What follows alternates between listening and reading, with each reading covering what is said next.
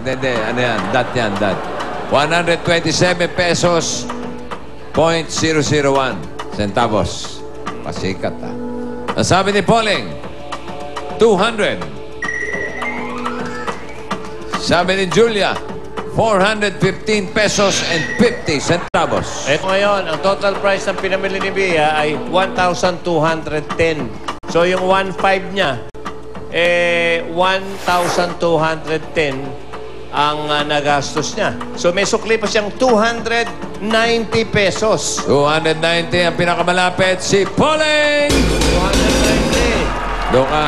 Eto na, isa na lang to. Saan na lang natin na? Ay, bumunot ka muna. Bago ka magluluntag dyan. Mamaya, may milkshake ka. Okay, doon ka sa poultry. Eto ngayon. Eto na ngayon. Ano? Babalik ka na naman sa Pure Gold?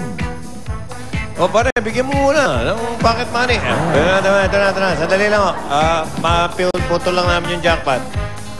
Bumubunot na ba? Bumubunot. Hindi, Makati lang, Makati. Bumubunot ng balahibo. Bukas lang. Okay, bye-bye. Okay. Ang dito sa jackpot round, meron tayong 3 volts. Isa dyan ay may lamang 150,000 pesos. At yung premium yun ay ang maibibigay natin sa kanilang paboritong charitable institution. Wow. Okay. So, spell charitable institution. Makabuluhang ano. Charito. Okay. Oh, pwesto na kayo. Sino unahin natin? Number 1. So, ibig sabihin, wala na yan dyan. Chicken lang natin. Baka...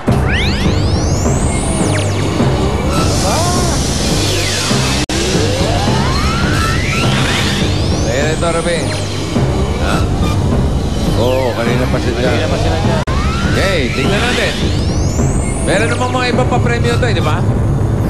Oo, meron, no? Tingnan natin. Malay mo na, dito yung 150,000.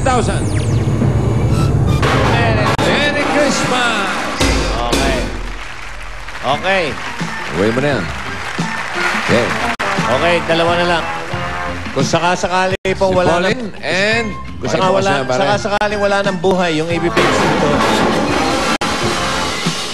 Yeah, buhay pa, buhay. Ball number 2 para kay Alan. Doon tayo sa gitna. Doon kayong dalawa ang dulo. Pauline, halika rito. Ayan. Dito ka sa tabi ko. Tingnan mo maigi.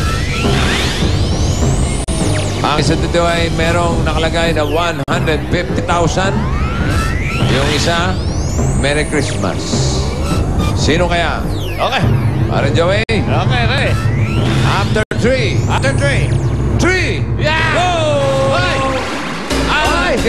150,000. Si Alan ang nakakuha ng 150,000 at dahil Pasko na, may magandang balita si Alan para sa ating mga dabarkan.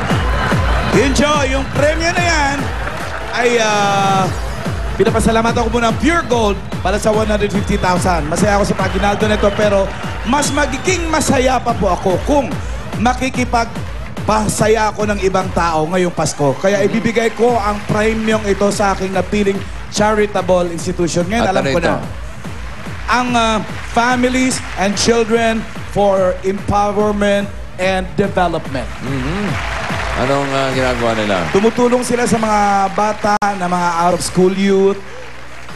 Ganon, binibili nila ng pagkain, paaral. At siguradong yung pa-premium yan na 150,000 ay tiyak na makakatulong sa pag-aaral ng mga bata doon, di ba? Yes. Oo. At meron din silang mga feeding programs. Meron, ang dami yan, bossing mga bata. Maganda, maganda. Maraming salamat, Alan. Palakpakan po natin si Alan. Napakabait na tao nito. At para naman sa Families and Children for Empowerment and Development, hintayin niyo pong Eat Bulaga dyan at ang mga regalong papadala namin mula sa napanalunan ni Alan K. na 150,000. Higit pa sa dose-dose ng saya ang hatid ng Pure Gold sa mga loyal shoppers do sa January 7 na ating 6th playoff. Kaya, bili sa Pure Gold dahil may chance pa kayo makasali at manalo ng bagong kotse, 1 million pesos at marami pang iba. Magbabalik pa ang...